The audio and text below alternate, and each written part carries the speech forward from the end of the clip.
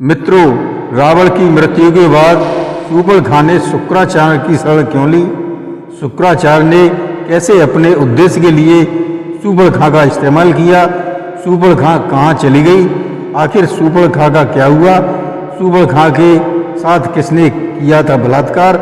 आज के वीडियो में हम आपको बताएंगे शूर्पणखा के वो राज जो कुछ ही लोग जानते हैं, और आज आप जानेंगे हमारे इस वीडियो के माध्यम से। उससे पहले आप हमारी कथा को शुरू से अंत तक जरूर सुनें तथा सब्सक्राइब व कमेंट करके बेल आइकन दबाना न भूलें।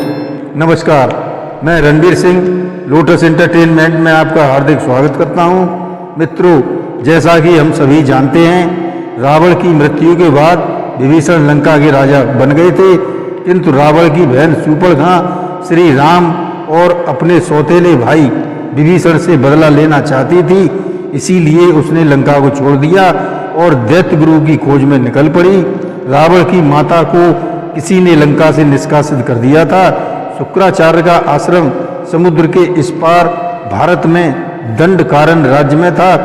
खरदूषण तीसरा जो रावण के ममेरे भाई थे, इस राज्य के अधिपति थे। इन सब की मृत्यु के बाद भी शुक्राचार्य विद्यार्थियों को विद्या प्रदान कर रहे थे। शूर्पणखा अपनी राक्षस जाति की उन्नति और राम से बदला लेने के लिए प्रयत्न करने को कहती है। इसके लिए वह कुछ भी करने के लिए तैयार थे। शुक्राचार्य जी ने कहा, यहाँ का राजा सुग्रीव, लंका का राजा विभीषण और समस्त भारत के राजा, अयोध्या के राजा राम के अनन्य भक्त हैं। उनके विरुद्ध यहाँ न तो कोई कार्य हो सकता है। इसलिए हमको पूर्व दिशा में समुद्र के उस पार, जहाँ अभी तक आर्यों की सभ्यता का विकास नहीं हुआ है, लोग अभी भी कबीलों में रहते हैं, कच्चा मांस खाते हैं, उधर चलकर भगवान शिव की आराधना करते हैं। शूर्पणखा के साथ शुक्राचार्य मंत्र शक्ति से समुद्र पार करके एक जंगल में पहुंचते हैं, जहां सभी लोग कबीलों में रहते थे और जंगल में पशुओं की तरह कच्चा मांस और फल आदि खाते थे, जिसके कारण सभी लोग आपस में मारकाट किया करते थे। जिसके सिर्फ दो कारण होते थे, पहला उनका खाना यानी शिकार, और दूसरा एक स्त्री जो किसी की पत्नी नहीं बल्कि कोई ताकतवर पुरुष ही जिसके साथ संबोध कर सकता था। कबीले की सभी स्त्रियां पहले सरदार को स्त्री मिलती थी, उसके बाद अन्य किसी पुरुष को मिलती थी, तब स्त्री किसी दूसरे पुरुष के पास जाती थी। शुक्राचार्य के प्रति जानकारी के बारे में सभी जानते हैं, वह सदैव ही पापियों का साथ देने वाले हैं। फिर शूर्पणखा तो उनके प्रिय शिष्य रावण की छोटी बहन थी, भला उसकी बात क्यों नहीं मानते? शूर्पणखा की नाक कटी हुई थी, वह हमेशा अपना मुख ढककर रखती थी। हालांकि वह सुंदर भी थी, साथ साथ माया भी जानती थी और कोई भी रूप ले सकती थी। उस समय वहाँ पर सैकड़ों कबीले थे। मनुष्य जानवरों की तरह जंगल में इधर उधर भटकते थे। उनके सिर्फ दो काम थे, भूख लगे तो शिकार करके कच्चा ही खा जाओ और स्त्री देखते ही सहवास करो। शूर्पणखा के साथ शुक्राचार्य ने भगवान शिव के प्रतिरूप अर्थात शिव की आराधना करना शुरू कर दिया। शूर्पणखा बिना भक्ति के वहीं बैठकर शिव मंत्रों का जाप कर रही थी। उस समय बाद वहाँ के सबसे शक्तिशाली कबीले की टोली गुजरी। उस कबीले का सरदार एक भयानक लंबा चौड़ा अष्टपुष्ट शरीर का मालिक था। वह शेर, घोड़े, हाथी, किसी भी जंगली जानवर से ज्यादा शक्तिशाली था। सारे कबीले उसके अधीन थे। उसकी एक ही कमी थी, वह पशुओं की तरह नंगा रहता था और किसी भी स्त्री को देखकर जब तक उसे पा नहीं लेता था तब तक प्रयास करता रहता था। उसने देखा एक बूढ़ा व्यक्ति हवन कर रहा है, उसके सामने एक स्त्री बैठी है जिसने अपना मुख ढक रखा है। अगर वह सुंदर स्त्री मुखिया को मिल जाए तो दूसरी स्त्री अन्य को मिल जाएगी। यही सोचकर राक्षस शूर्पणखा का अपहरण करके अपने मुखिया के पास पहुंचा देते हैं। तब मुखिया ने शूर्पणखा से संभोग की इच्छा जताई। शूर्पणखा ने अपनी माया से सभी को विमोहित कर रखा था। उसे मालूम था कि ताकतवर व्यक्ति को कैसे फंसाया जा सकता है और शुक्राचार्य से अनुमति लेने की बात रखी।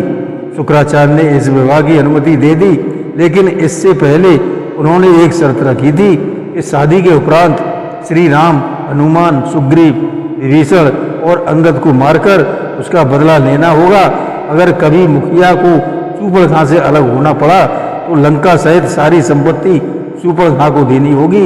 इन दोनों शर्तों को मानने के बाद कबीले की रस्म रिवाज के अनुसार दोनों का विवाह हो गया। जब विवाह के बाद आदम ने अपनी पत्नी का घूंघट हटाया और उसकी नाक कटी हुई देखी तो 10 कदम पीछे हट गया। जब रो रोकर शूर्पणखा ने अपनी कहानी बताई तो आदम को उसके प्रति सहानुभूति जागृत हो गई।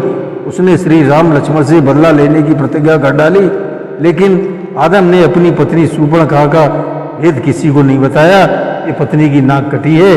अगर सबके सामने आ जाती तो लोगों में बदनामी होती, इसलिए उसने पत्नी को हौवा का नाम दिया और कहा, मेरे अलावा जो भी मेरी पत्नी का चेहरा देखेगा उसकी मृत्यु हो जाएगी। यह हवा उड़ाने में शुक्राचार्य का भी पूरा साथ रहा और इस तरह हजारों सालों में कई तरह के संप्रदाय जो एक दूसरे से निकलते रहे, वे सभी आदम और हवा से उत्पन्न हुए थे। इसकी उत्पत्ति के विषय में हम अपने पिछले वीडियो में भी आपको संक्षेप में बता चुके हैं। इन्हीं आदम और हव्वा से मुस्लिम, यहूदी, ईसाई आदि संप्रदायों का जन्म हुआ था। आदम जैसे आदि मानव कबीले वालों की सीख मानी और अब तक उन्हीं की परंपरा को निभाते आ रहे हैं। इस तरह शूर्पणखा रावण की मृत्यु के बाद उन कबीलों में शामिल हो गई थी। जो कबीले का सबसे शक्तिशाली पुरुष था, शूर्पणखा उसी से संबंध बनाने को राजी हुई थी। नाक कटी होने के कारण हिजाब डालने की परंपरा शुरू की थी। ये सब बातें इस ओर इशारा करती हैं कि एक विशेष संप्रदाय आदम और हव्वा अर्थात शूर्पणखा की ही संतान है। शायद ये बातें आपको हैरान कर रही हैं, लेकिन सत्य यही है। एक सत्य यह भी है कि दुनिया का सबसे प्राचीन धर्म तो सनातन धर्म ही है। एक व्यक्ति सनातन धर्म से जरूर ताल्लुक रखता है। हमारे ईश्वर भी सनातन धर्म से ताल्लुक रखते थे। ठीक ऐसे ही प्राचीन समय में हुआ करता था। कुछ लोग मिलकर अलग अलग और परंपरा नियमों को बनाया करते थे और धीरे धीरे यही चीज़ें जातियों में तब्दील होती चली गई, जिससे आगे चलकर अनेकों धर्मों की उत्पत्ति हुई। तो इस प्रकार शूर्पणखा और शुक्राचार्य अपने मकसद में कभी कामयाब नहीं हुए। वह प्रभु श्री राम और उनके भक्त राजा गणों का कुछ भी नहीं कर पाई। उस मूर्ख को तो इतना भी ज्ञान नहीं रहा। जब उसके दुर्दांत भाई रावण और कुंभकर्ण, मेघनाथ जैसे बलशाली योद्धा जब श्री राम का कुछ नहीं बिगाड़ सके और खुद ही मृत्यु के गाल में समा गए, तो यह मामूली सा आदम उनका क्या कर सकता था। हमें तो शुक्राचार्य के ज्ञान पर ही संशय हो रहा है। क्या उनका ज्ञान भी दैत्यों के ज्ञान की तरह शून्य हो गया था? जय श्री राम।